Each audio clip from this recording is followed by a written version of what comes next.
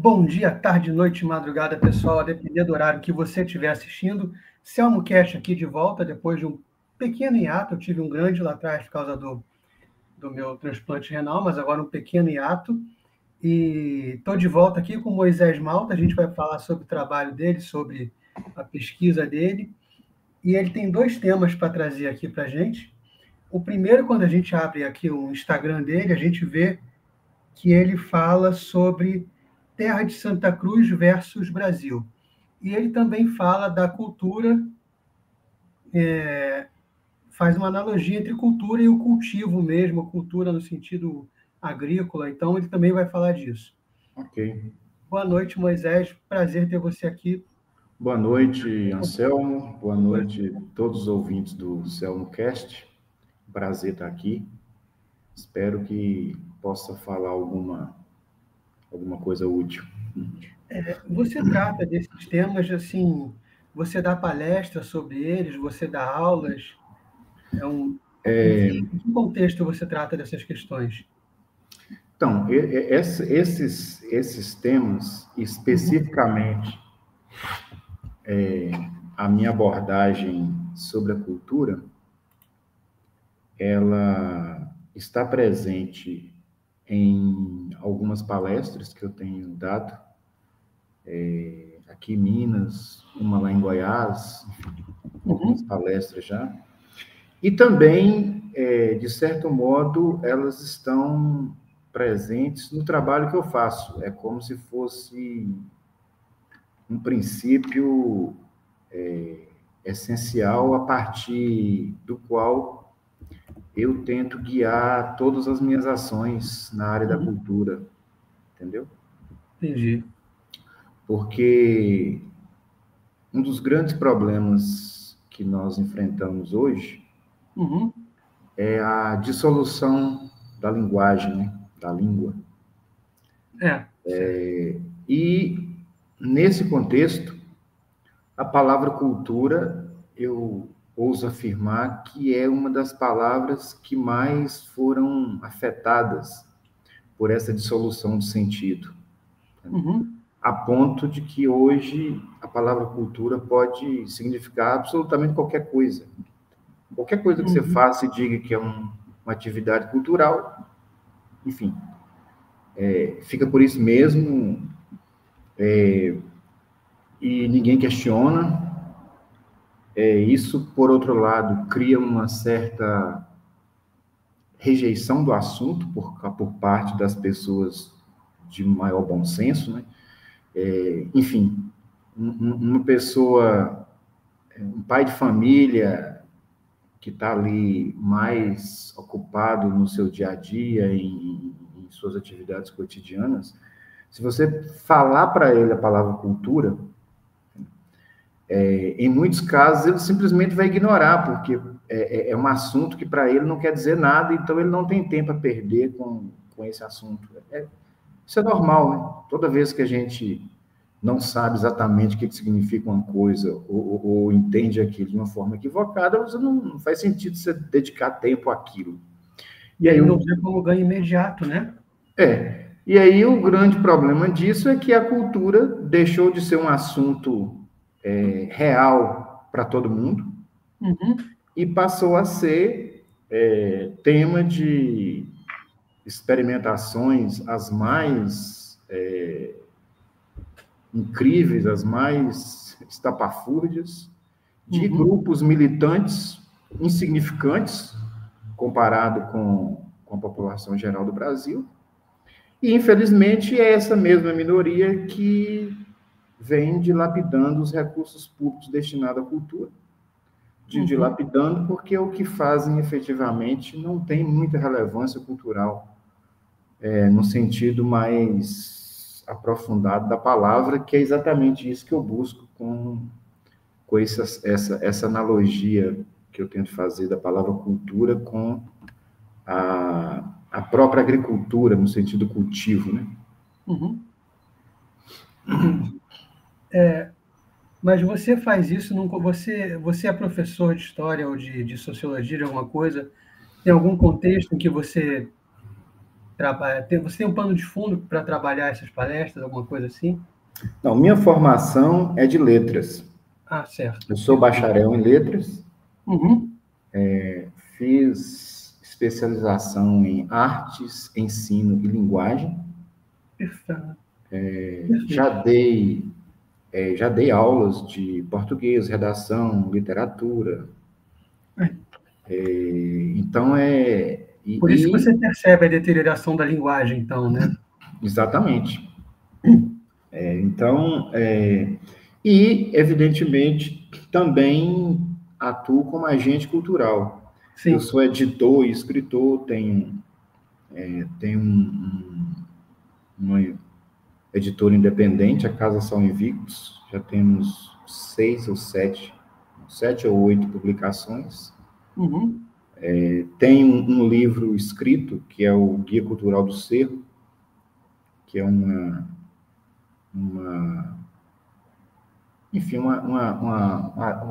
atualização que eu fiz de um trabalho feito pelo Afonso Ávila, que foi um grande intelectual aqui de BH, de Minas, não sei se você já ouviu falar dele. Não, ainda não.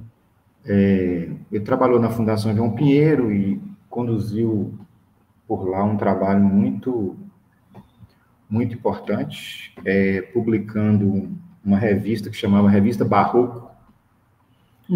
E aí, nessa revista Barroca, de número 16, ele, então, publicou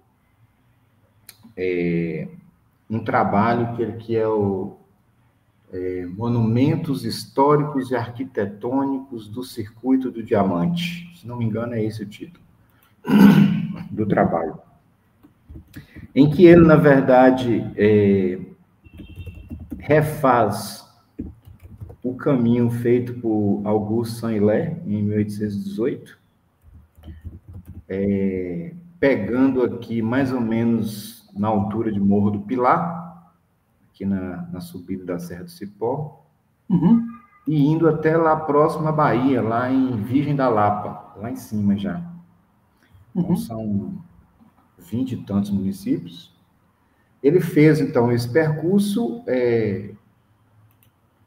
expondo os monumentos que tinham nessas cidades, as atividades culturais mais relevantes, com maior destaque para o patrimônio material, né? Os prédios, especialmente as igrejas e casarões. E o Ávila, então, refez esse percurso desses municípios todos, vendo o que o Saint-Hilaire tinha visto naquela época e atualizando isso. Ele fez isso, se não me engano, em 1977. Publicou isso na Barroco 16 e saiu de catálogo e ninguém mais se interessou por esse trabalho. Certo. Aí eu li o material, fiquei muito, muito impactado pela qualidade do material. Liguei para a Fundação João Pinheiro e eles disseram que não tinham o menor interesse em reeditar esse material. E aí eu resolvi fazer o mesmo. Pegou e fez o caminho dele. Mais ou menos o que o Afonso Ávila fez com o Saint-Hilaire, eu fiz com o Afonso Ávila, ou seja, eu refiz o trabalho do Ávila, atualizando a pesquisa, dando um pouco mais de destaque ao lado do patrimônio imaterial, com as celebrações, enfim. E em termos editoriais, colocando ali um pouco de informações turísticas que o original não tinha. Ou seja, dando pista, dando dicas turísticas para que a pessoa que se interessar por algum desses monumentos ou algum desses locais possa fazer contato e visitar, enfim. Então, isso é o Guia Cultural do Cerro, que é uma publicação que eu fiz que eu publiquei em 2018. Tem algum tempo já. Tem já algum tempo. O projeto original era para fazer 4 guias, porque como o próprio Ávila fez, ele dividiu a viagem do Saint-Hilaire em 4 grandes blocos. Certo. Ele pegou um bloco de municípios em torno de Conceição do Mar Dentro, outro bloco em torno do Cerro, que foi o que eu fiz. Eu peguei esse bloco do Cerro, que envolve ali Cerro, Alvorada de Minas, Santo Antônio do Itambé, Serra Azul de Minas e Rio Vermelho. E aí a ideia era publicar depois um bloco com os municípios próximos à Diamantina e um último com os municípios jamais indo em direção à Bahia, ali no Vale de Jequitinhonha e ali para cima, que seria os municípios em torno de Minas Nova. Então, quem quiser achar o que você já publicou, onde é que pode ser encontrado, adquirido?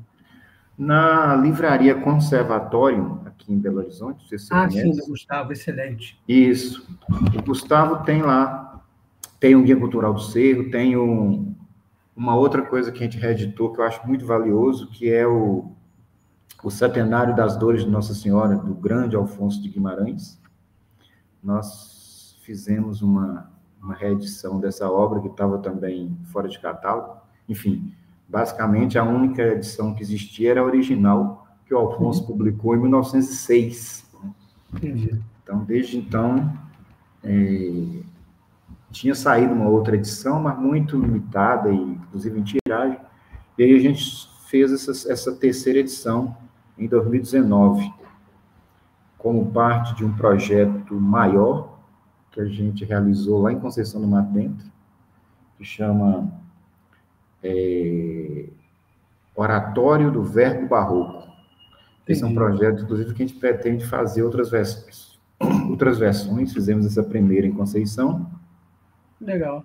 E temos intenção de fazer mais. É um projeto para valorizar as artes sacras dessas cidades históricas. Uhum. Então, lá em Conceição, a gente reeditou o Centenário das Dores, que é uma obra poética, mas com um caráter sacro muito importante. Fizemos um seminário literário para discutir a devoção mariana dentro da obra do Alfonso. Isso lá no conservatório, né? Não, lá em Conceição do Mato Dentro. Fizemos isso em Conceição do Mato Dentro. Perfeito. Foi durante a festa de Nossa Senhora, da padroeira, né? A festa de Nossa Senhora da Conceição, de lá. A gente aproveitou a festa, que ia ter também a inauguração da matriz Nossa Senhora da Conceição, e a gente fez estudo no mesmo bloco. Um projeto muito interessante. E voltando aqui um pouquinho para você falando de cultura, você fala que a cultura foi meio que dominada por um grupinho menor, militante e relevante, né? Eu estava lembrando que há uns anos atrás eu vi a ideia, agora eu não lembro qual foi o governo, de um Vale Cultura, que seria dado à população, e com esse Vale Cultura você podia ir ao teatro, a um show, mas você também podia ir na loja e comprar um disco do que você já gosta, o que para mim já dá uma desviada na intenção do Vale. Você acha que esse tipo de coisa já abriu ali já mostrou que ali havia um espaço para ser ocupado e que foi ocupado talvez exatamente por essas pessoas? Veja bem, o Vale Cultura, salvo engano, foi criado... Salvo engano, não tenho certeza, mas salvo engano, foi criado pela ministra Ana de Holanda. Ou seja, acho que foi no governo Dilma. Uhum. Enfim, o problema do Vale Cultura, para mim, é relativamente simples. Do ponto de vista de você ampliar as possibilidades de fruição de ações culturais, de eventos culturais para a população em geral, quanto a isso, não há dúvida de que isso é extremamente pertinente e necessário. Sim. Só que aí entra a questão, né? Que cultura estaria sendo distribuída Comentada. por meio dos vales cultura, né? Por meio do vale Exato. cultura. E aí o grande problema que eu vejo hoje é esse. O problema não é a fruição, no sentido de oportunidade, né? Assim, oportunidade de fruição existe. Assim, as leis de incentivo permitiram isso. Se você pegar em Belo Horizonte, por exemplo, e fizer um mapeamento da quantidade de projetos que são produzidos, seja com recurso da lei federal, seja com recurso da lei estadual, seja com recurso da lei do município. Então, é muita coisa. É muita coisa. Agora, qual que é o problema? Essas produções culturais não dialogam ou não estão alinhadas com os verdadeiros interesses culturais da população. Entendeu? Virou as leis de cultura, as leis de incentivo, elas criaram uma situação um tanto estranha para mim, que é o seguinte, é que uma vez que o artista, o produtor cultural, ele recebe o recurso para fazer um determinado projeto, e a lei não tem critério para você avaliar o retorno popular disso. Então, assim, você faz muita gente faz projetos que só dizem respeito a ele mesmo, a um pequeno grupo, gasta-se uma fortuna ali com aquilo, ninguém se interessa e fica por isso mesmo. Quer dizer, é uma forma de irresponsabilidade que eu vejo com dinheiro público. Se você está usando dinheiro público para fazer um projeto cultural, eu entendo que é obrigatório que esse projeto seja de interesse da maior parte da população e não de um pequeno grupo. Ou que, ainda que seja um projeto que não tenha uma garantia imediata de público, por ser, digamos, muito experimental, mas que, pelo menos, o resultado desse trabalho experimental gere algo que, enfim, que cause impacto, que seja referência para outros estados, enfim, até para outros países, não tem problema. O problema é que isso não acontece. Assim, fica na irrelevância, distribuída entre amigos, parceiros, grupos, e isso, no meu entender, não afeta positivamente a população em geral, que era o que deveria acontecer, já que se trata de recurso público.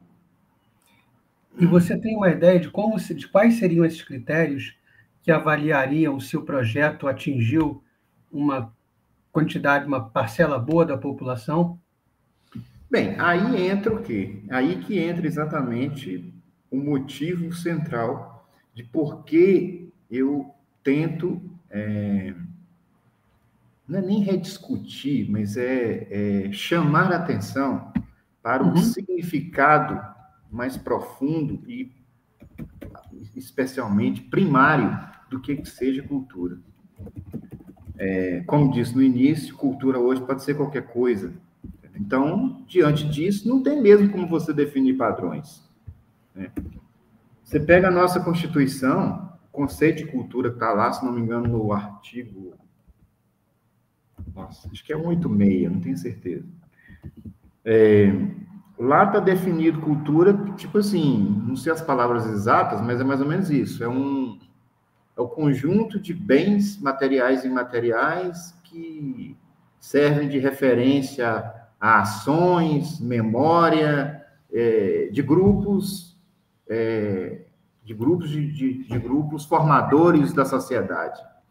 Cara, isso é muito, como vou dizer, é muito vago, é muito difícil de você trabalhar com um conceito desse. Isso é um conceito sociológico. Entendeu? Isso é um conceito sociológico. Isso não Sim. pode ser aplicado numa Constituição, uma coisa normativa, entendeu? Tem que ser mais prático, né? É evidente que cultura trata-se de valores, né? Trata-se de valores. Então, quando eu busco essa analogia com a questão agrícola, e tentar resumi-la aqui o mais rápido, mas, enfim, quando você vai analisar a palavra cultura, né? Ou seja, como nós estamos no problema de solução da fala, da língua, então a gente tem que focar nas palavras, pegar... O professor Olavo de Carvalho já dizia isso. Quando o conceito está muito cheio de camadas, está confuso, volte aos conceitos primários, né? Certo. E se você pega o conceito primário de cultura, você vai cair exatamente em quê? Na agricultura. Ou seja, o que é agricultura? Resumidamente, é um processo a partir do qual você pega uma semente, e aí o conceito de semente é essencial que a gente entenda ele como que um conjunto início, né? potencial, né? Um conjunto potencial. Você pega uma semente de milho, ela é uma coisa minúscula, mas você é capaz de, a partir daquela semente, já projetar um pé de milho, né? Um milho espiga, e até, sei lá, até uma broa de milho. Tudo isso está contido na semente, correto? Correto. Então, a agricultura é o quê? É exatamente pegar uma semente e, a partir dessa semente, do cultivo da semente, ou seja, de um conjunto de atividades laborais, inclusive profundas, né? Cavar a terra, adubar, enfim, fazer com que aquela semente dê frutos. Certo. Né? E dê frutos para quê? Por que o homem dedica tanto tempo à atividade agrícola? É porque é bonito?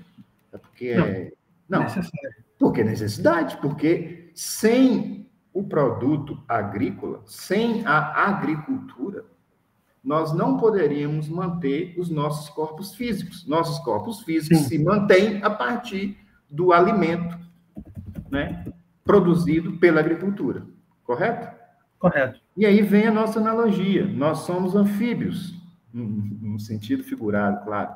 Ou seja, nós somos o quê? Nós somos um animal, nós temos uma estrutura animal, que inclusive é a estrutura que precisa da agricultura, certo? Mas nós também somos algo imaterial, correto? Nós temos uma psique, nós temos uma alma. Sim. E, analogamente, essa alma, a estrutura dessa alma, ela também precisa se alimentar para se reproduzir, para se desenvolver, enfim, né? E aí é nesse sentido que eu coloco que a cultura, nesse sentido mais que a gente começou a falar, ela é o quê? Ela é exatamente o processo de produção do alimento espiritual. Por quê? Porque tudo que a gente trata como cultura, seja arte, né, os modos de fazer as coisas, as celebrações, a própria língua, tudo isso não é material. E ainda que seja material, ele é fundamentado em algo que não é material, que é o quê? O produto do espírito, do espírito humano. É algo que não tem consistência material. E exatamente por não ter consistência material, isso é o alimento daquela parte nossa que também não tem consistência material, que é o nosso espírito, que é a nossa psique, que é a nossa alma.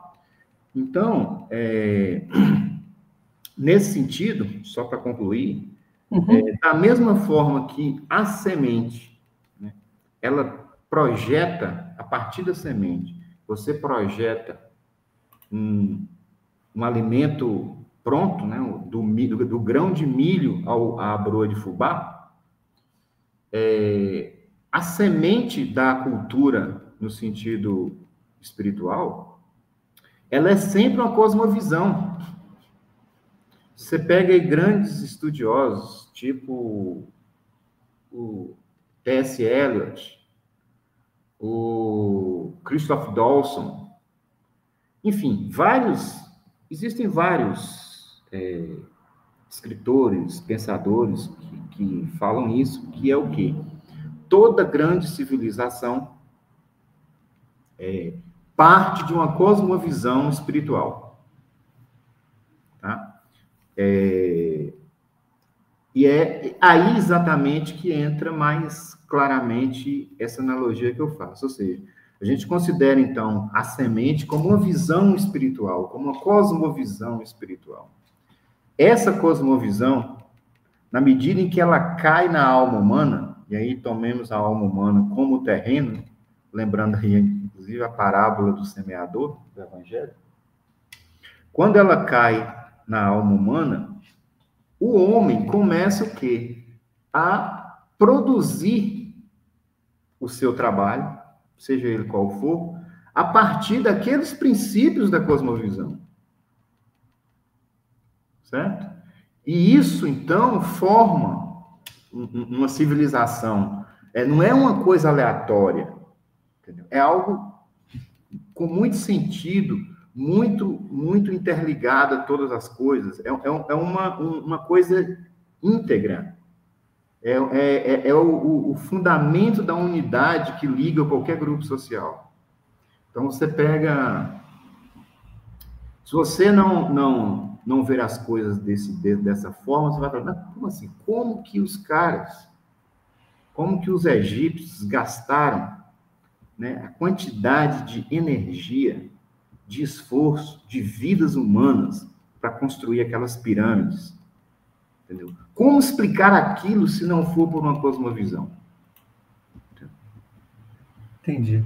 Não tem. Então, assim, toda civilização, ela é fundamentalmente constituída a partir de ações humanas desdobradas de uma cosmovisão. Isso começa por uma língua, né?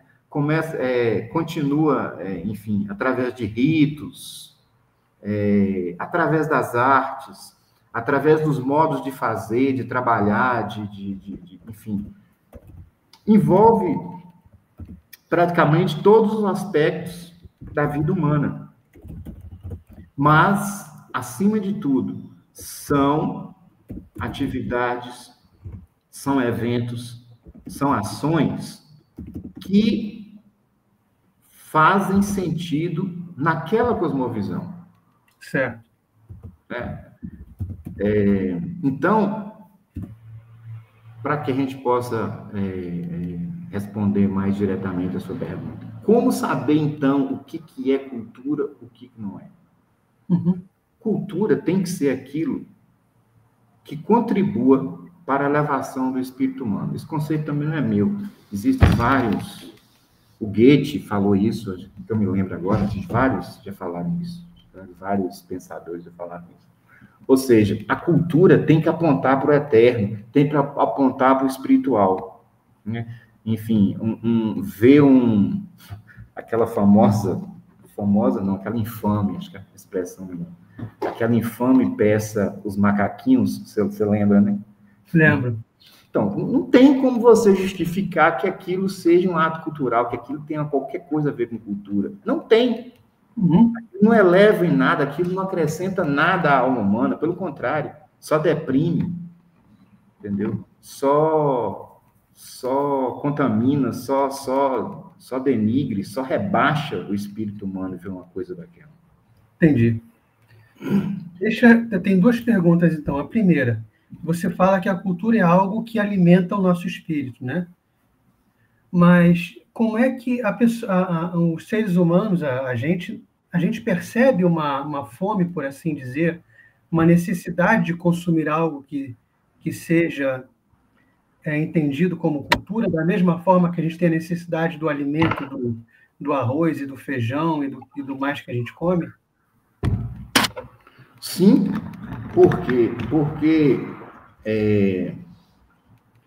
O grande problema do ser humano é a motivação, correto? Assim, tudo que a gente faz precisa de uma motivação.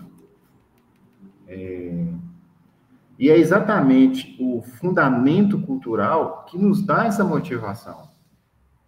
Hoje nós vivemos numa sociedade com uma crise profunda de sentido.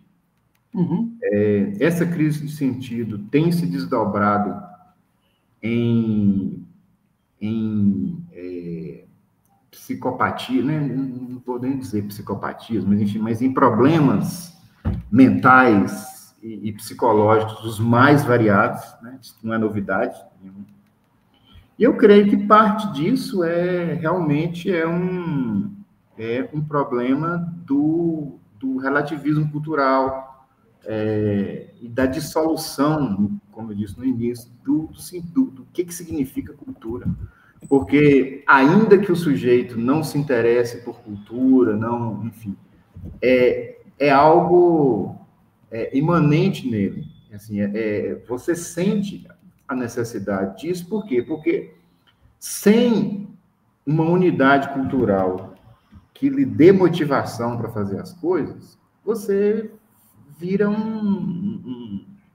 ou você vira um animal, puro e simples, que passa a atender unicamente aos seus instintos animalescos, certo?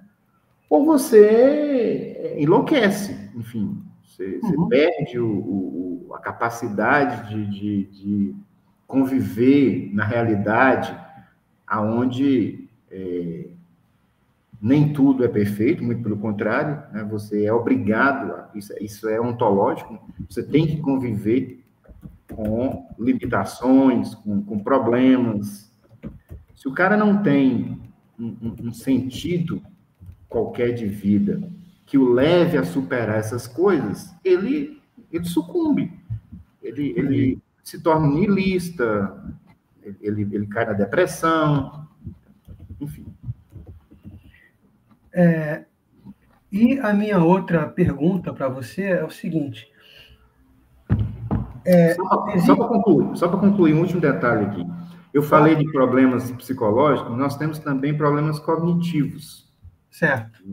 A falta de apropriação da cultura, e aí não sou eu que estou dizendo isso, quem fala isso é o professor Rovin Forstein, que é um judeu romeno, que tem um trabalho profundo na área do desenvolvimento cognitivo, principalmente com pessoas com problemas de aprendizado e tudo mais. Enfim, ele demonstrou que a dificuldade cognitiva que hoje se enfrenta muito, principalmente nas escolas e tudo mais, uma das causas reais desse problema é a falta de apropriação de uma cultura. Ou seja, na medida em que o indivíduo não se apropria de uma cultura que é íntegra, ou seja, a racionalidade de uma cultura, ela, de certo modo, faz com que o indivíduo imerso nela obtenha, por indução, aqueles princípios racionais.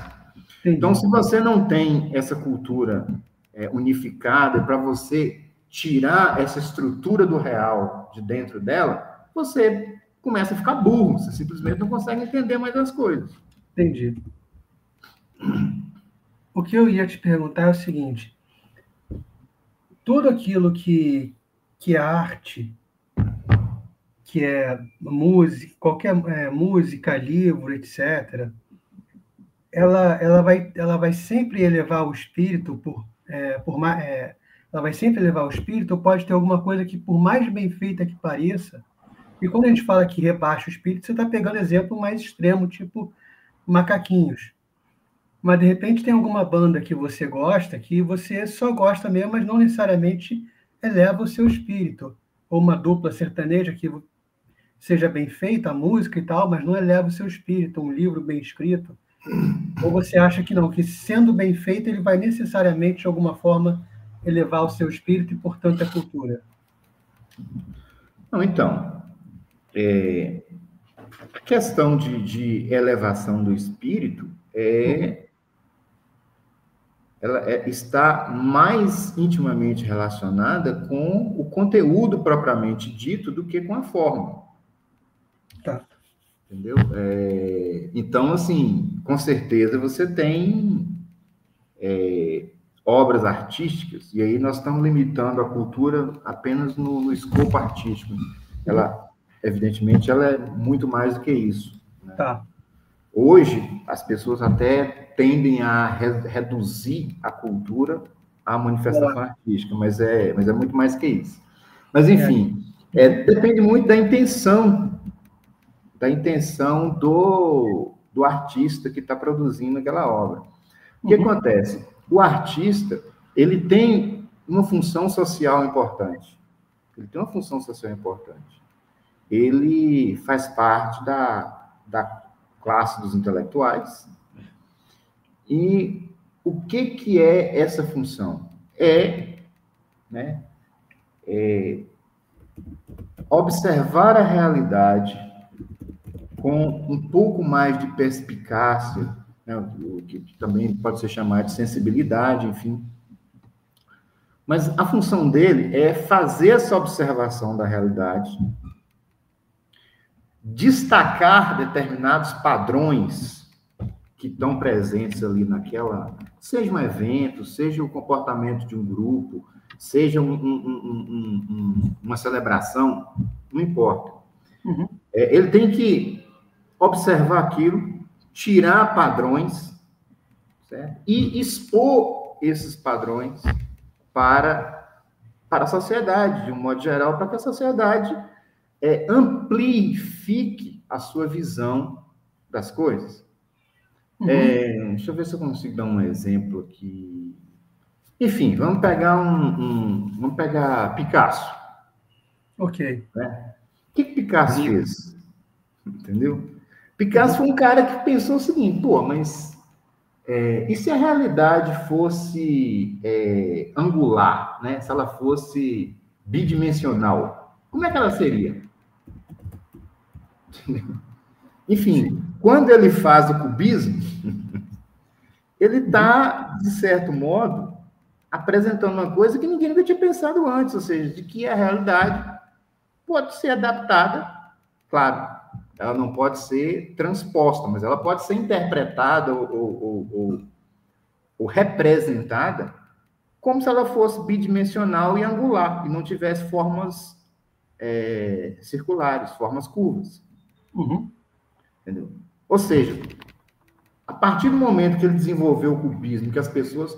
Ou seja, isso tornou-se algo que a maior parte das pessoas passou a ter acesso.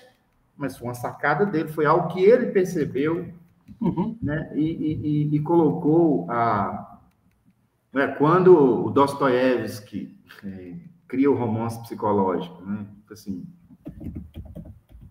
ele ensinou as pessoas a prestar atenção nos seus pensamentos enquanto narrativa. Né? Ou seja, também é uma coisa que não... Assim, alguém teve que ter essa sacada pela percepção da realidade e tudo mais, e a partir daí colocar isso à disposição de todo mundo.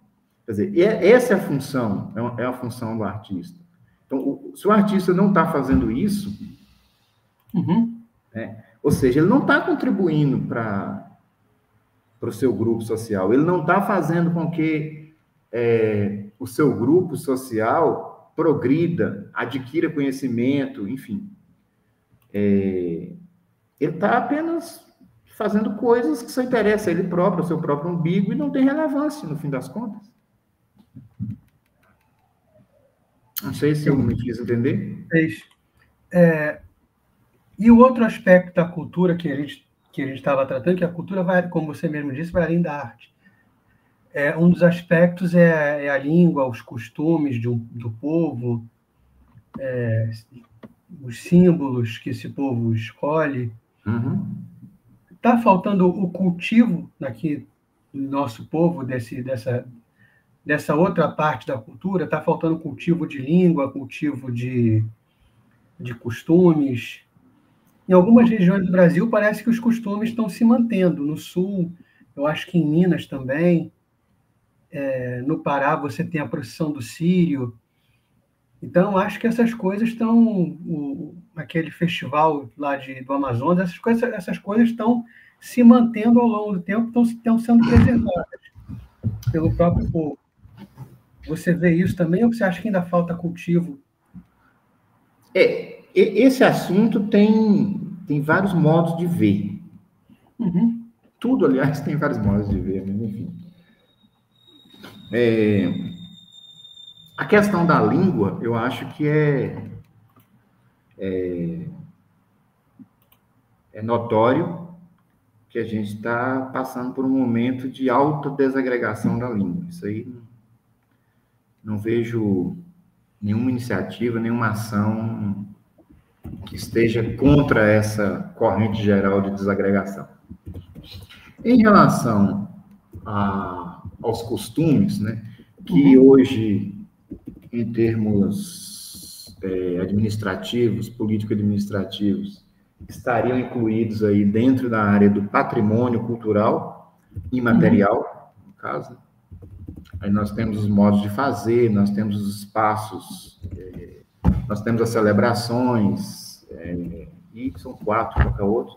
Celebrações, modos de fazer, espaços e expressões, né? Formas de expressão. Então, em função disso ter se tornado uma política pública, há sim uma discussão, há sim um fomento a esses costumes, a essas ações de patrimônio. Entretanto, há um perigo aí muito sutil, mas muito grave, que é Veja bem, deixa eu ver se eu consigo ser mais claro. O que acontece? O patrimônio imaterial de um povo é o que precede o material, correto?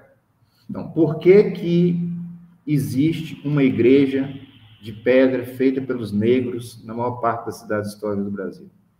Os caras já se ferravam de tanto trabalhar e ainda conseguiam tempo nas folgas e tudo mais para carregar pedra e organizar tudo e fazer uma igrejinha para celebrar suas festas de Nossa Senhora do Rosário. Por que eles faziam isso?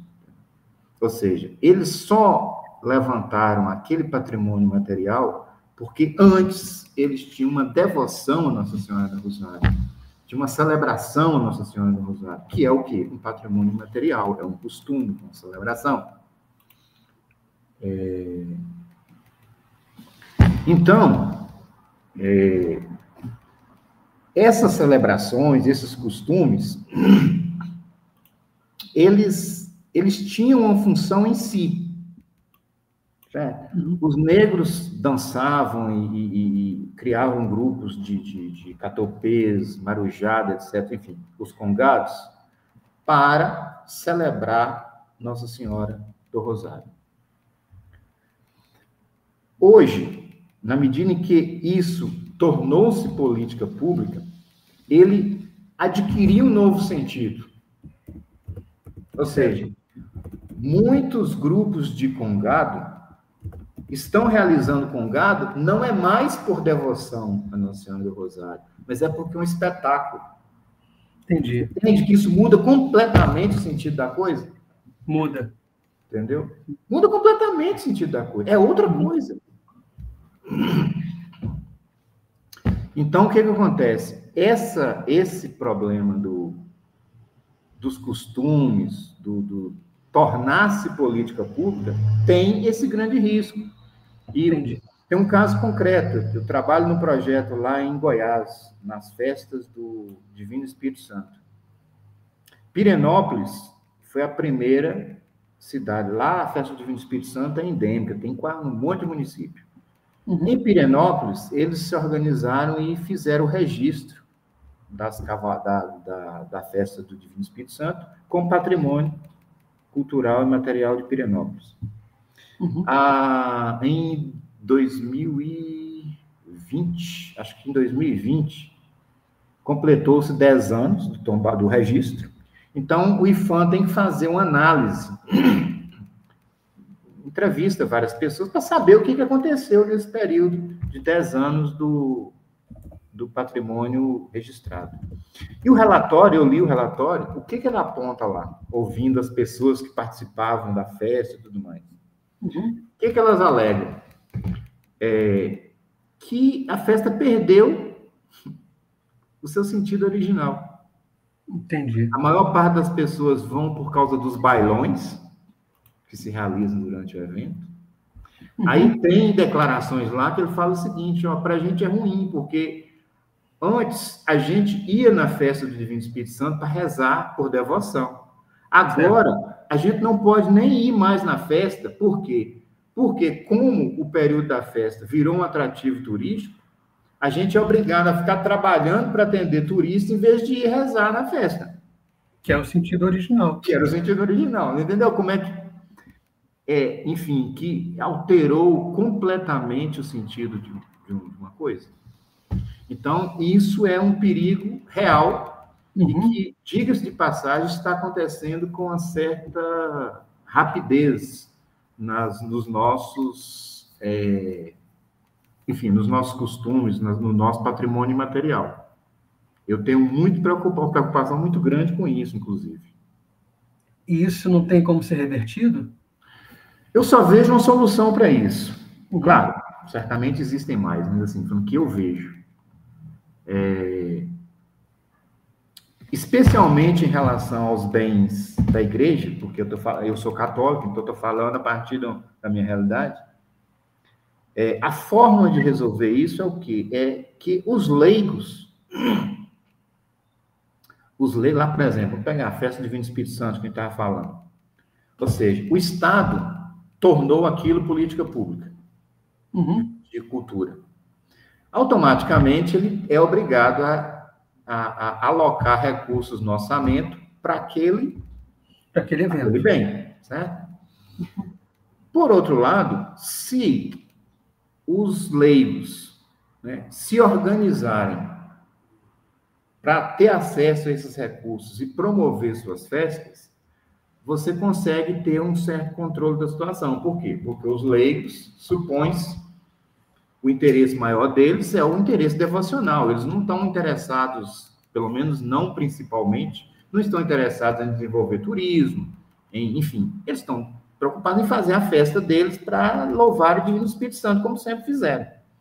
E, para isso, podem contar com a verba do poder público para promover com maior eficácia a sua festa, sem que ela perca o seu sentido original. Entendi. Agora, se você deixa isso na mão do próprio poder público, na mão de empresários, enfim, tende a acontecer essa dissolução do sentido. Aí vira um espetáculo, um atrativo turístico e, enfim, vira outra coisa.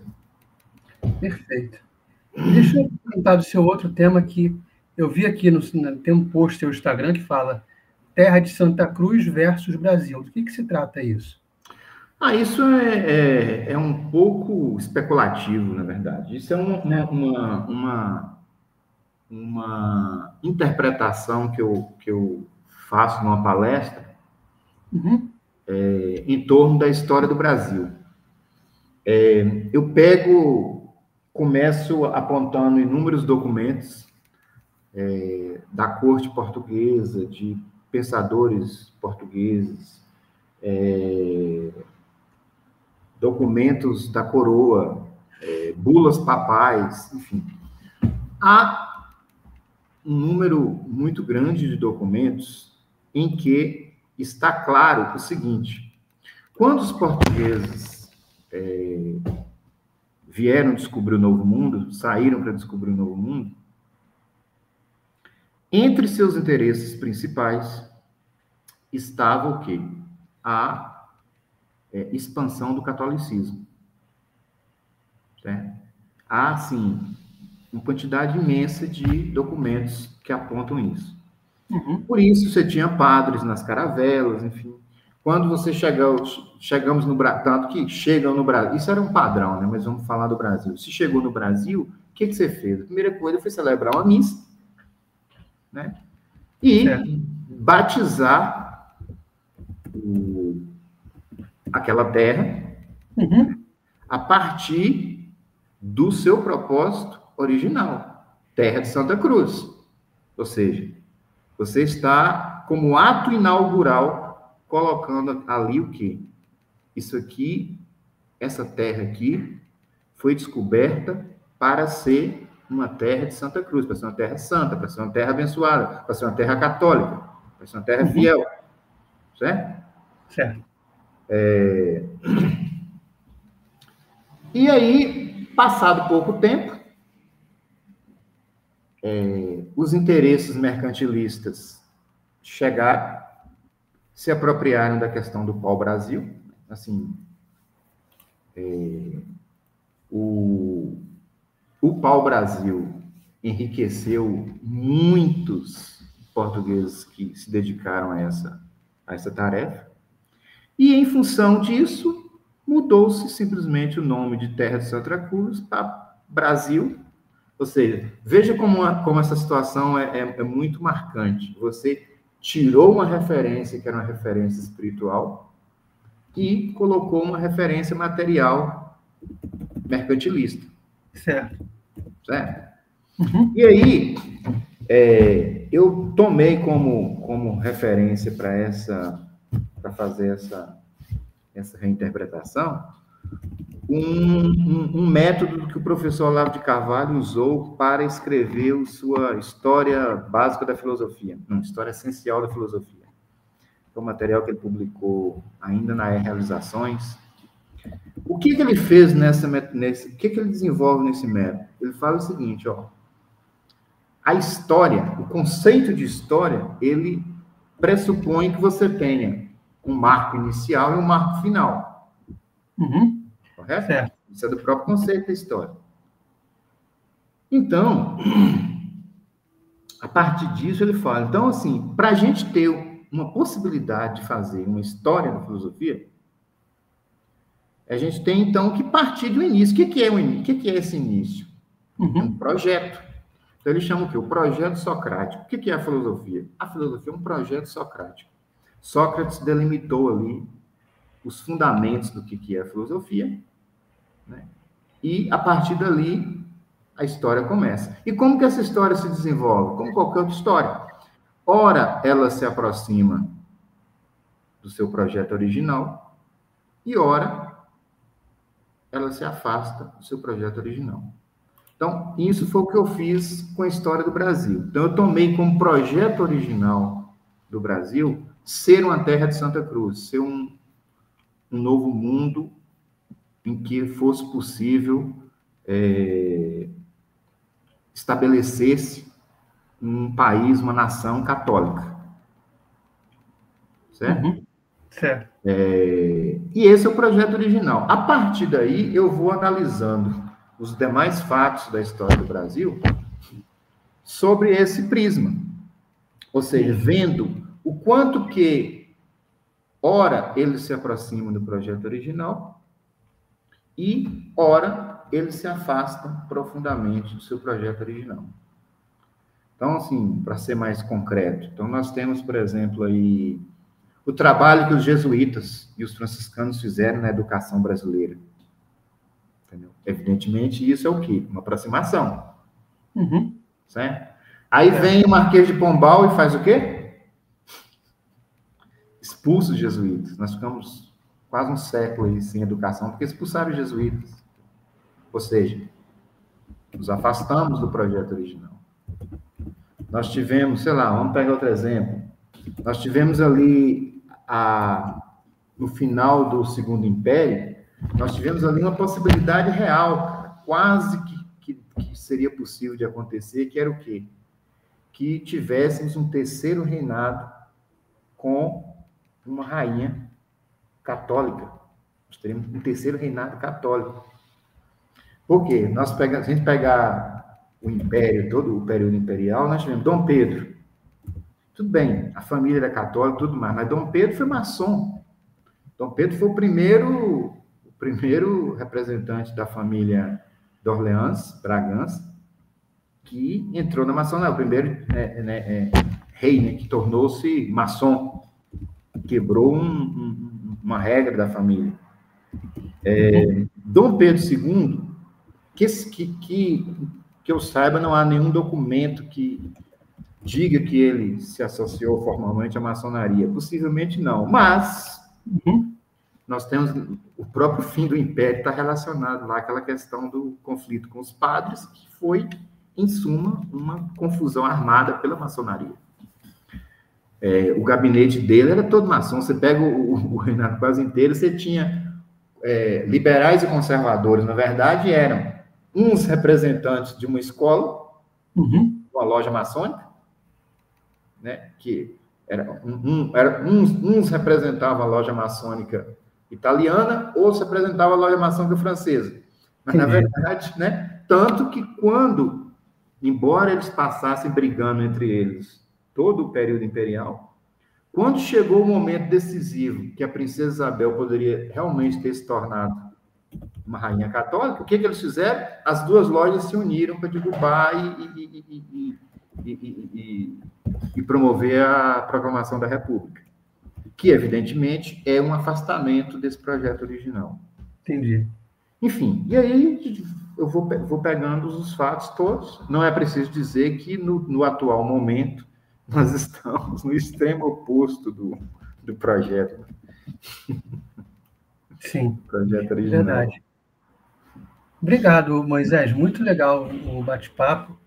Eu que agradeço, espero ter sido Gostei bastante do seu conceito de cultura e tal, da ideia, do que a gente precisa fazer. Não sabia que estava havendo essa distorção em algumas festas e eventos. Eu espero que isso seja evitado em alguns casos e revertidos em outros. Então, obrigado mesmo. Muito legal você ter aparecido. Você está com um projeto de escrever algum livro, alguma coisa? Está escrevendo alguma coisa no momento que vai publicar em breve? Mas eu tenho... Ultimamente eu estou com um projeto, posso até falar aqui, né? Bom, faço propaganda dele. Eu estou executando um projeto em parceria com o governo do estado que chama Mestres da Merenda. Para ficar facilmente inteligível, né? É um Masterchef para cantineiras de escola. Entendi. Então, vai ao ar em setembro, aí nós estamos no processo de gravação, de coisa. E aí é um projeto que, para mim, está sendo muito importante, exatamente por conta de tudo que a gente conversou aqui, ou seja, é a oportunidade de trazer para o tema da gastronomia algo mais concreto, real, que depende de vidas concretas. O assunto gastronomia em si, isso não é um juízo de valor, é apenas uma constatação. Ele é, de certo modo, tratado um pouco que superficialmente, é uma coisa como se fosse uma espécie de bolha. Entendeu? Mas quando eu pego isso e levo para a cantineira da escola, aquela senhorinha que mora na roça, certo, entendeu? Que faz a coisa com alma, com coração, assim, sem nenhuma bolha ideológica, sem nada. Ela está fazendo aquilo por amor, porque ela gosta. Tem uma série de conhecimentos de vida, enfim, da própria estrutura da vida dela e da vida da escola. Então, isso é uma forma de chamar a atenção das pessoas para o que é realmente cultura. Isso é cultural? Isso é cultural. Isso é cultural. Isso eleva a alma das pessoas. Isso é uma forma de mostrar, entendeu, que a gastronomia é algo que tem que ser útil, é algo que tem que fortalecer os alunos, seja fisicamente, seja intelectualmente, enfim, é algo que revela tipos de pessoas que normalmente não aparecem na mídia. Então, tipos de pessoas que ainda estão conectadas efetivamente com a realidade, com as suas vidas, de pessoas simples, como diz o Chesterton, né? Não há milagre maior do que um homem simples, uma mulher simples e sua família simples. Entendi. E aí, em termos de livros, só para completar aqui, eu tô com um projeto de um livro sobre... eu estou tentando escrever algo que ajude, ou que dê uma luz para professores utilizarem Machado de Assis para trabalhar temas morais dentro de sala de aula. Entendi. Eu já fiz um primeiro esboço, comecei a escrever algumas coisas, eu quero ver se eu concluo isso até o ano que vem. Porque hoje os temas morais praticamente foram abolidos em sala de aula, não se pode falar, especialmente sobre aspectos normativos, né? E aí o Machado de Assis é uma maneira de você tratar desses temas sem ser sobre aspecto normativo, mas a obra machadiana é essencialmente moral, né? Então, ou seja, os fundamentos da moralidade estão ali presentes. Ué. Caiu?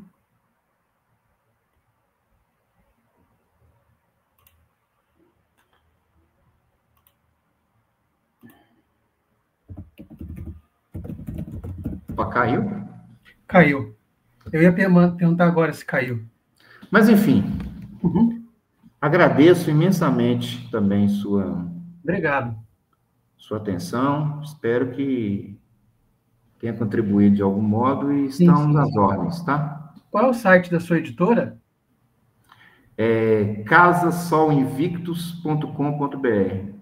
Mas, na verdade, esse site está mais como... A Casa Sol Invictus, ela é uma editora e uma produtora cultural. Entendi. Esse site está mais relacionado à produção cultural do que propriamente à editora. Na verdade, a gente está se organizando para isso, para montar mesmo um outro site só para a editora, para começar a comercializar nossos livros. Entendi. Tá certo. Certo? Muitas coisas que a gente faz também está no Instagram do Instituto Cultural Princesa Isabel.